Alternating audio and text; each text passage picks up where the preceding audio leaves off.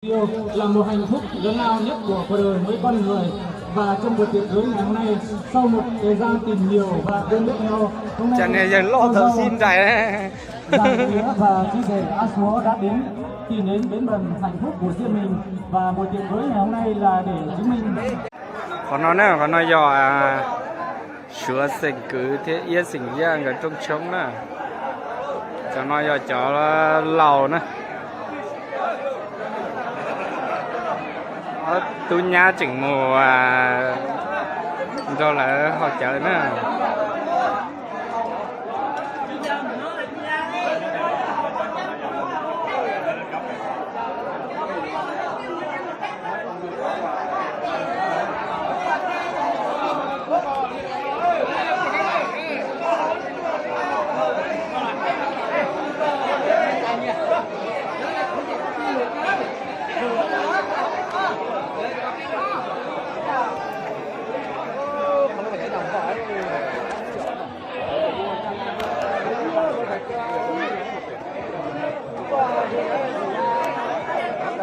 Tôi nhá chừng xí ra họ chợ hành nữa.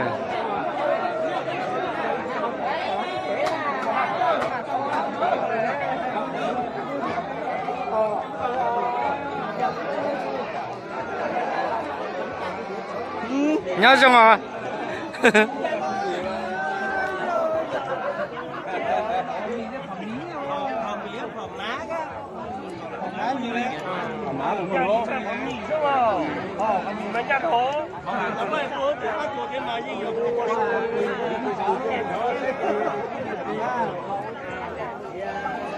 Tôi để cho tí là ló nữa.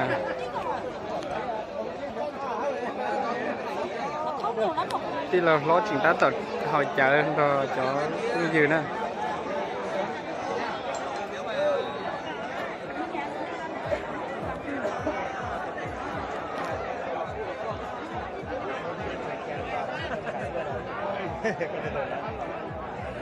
Nó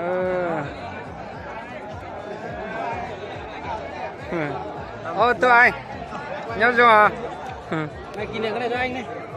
được khi khác thôi anh ạ.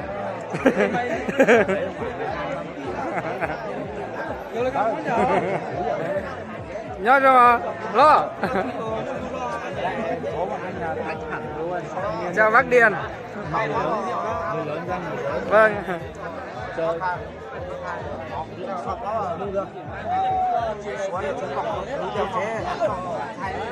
Tôi bà Vu. Ý này cho bé chẳng hỏi thả. Nhớ rồi anh. Thứ thay đâu có. Có xỉnh vào rồi. Ok. Anh ít là mặt thả nữa.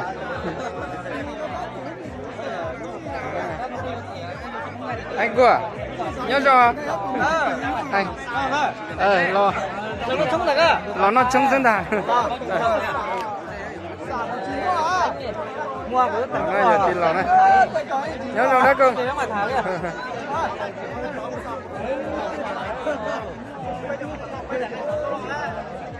tuần đấy nó giờ từ tin lò lo nữa, tin lò lo chừng họ chở mua xiết thế đấy.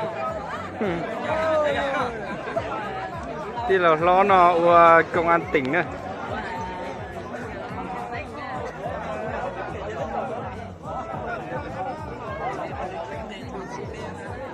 Ô tôi anh chưa cả mà anh chỉ vẽ xít tả nữa.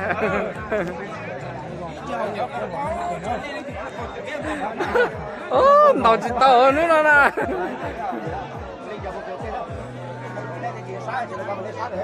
Không hơn ơi, không hơn.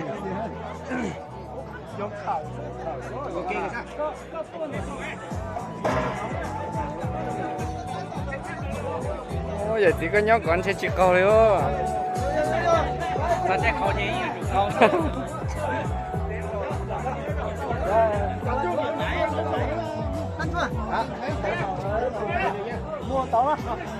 Tụi nó giờ tí là lo họ chế lo nữa tụi nó nè. Tụi nó giờ tụi tí là lo thế giờ thay cho nó chỗ vào họ chế ra nữa tụi nó nè.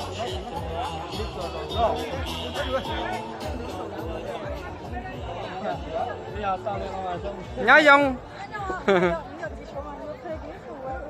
tụi nó cho tụi nhiệt ti tụi nó cho tụi min xài chỉ tao muốn chỉ tụi nó nè tôi đang chơi nó lấy chỉnh tua rồi giờ nè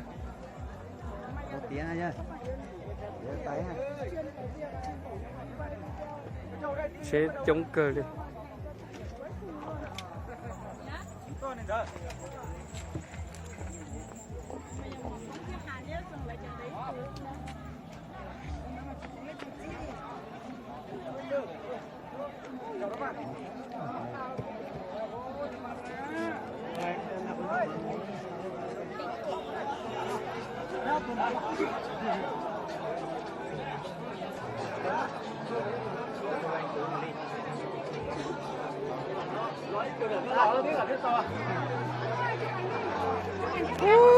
đi cho mình nhỏ không có giống có nhá nó đâu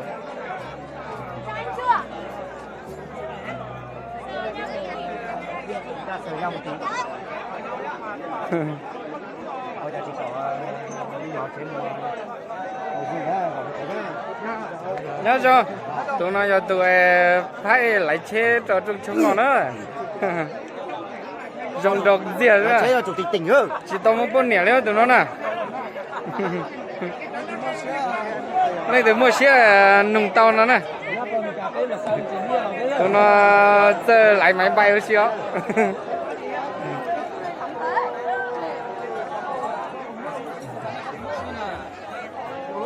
cho nó cho luồn trò cho phải món nún nó à dùng trò cửa nữa nó nằm cái trong đầu chắp là nó chủ nó này coi là linh thừa cho nó kia chỉ kia bây giờ bêu chỉ kia đó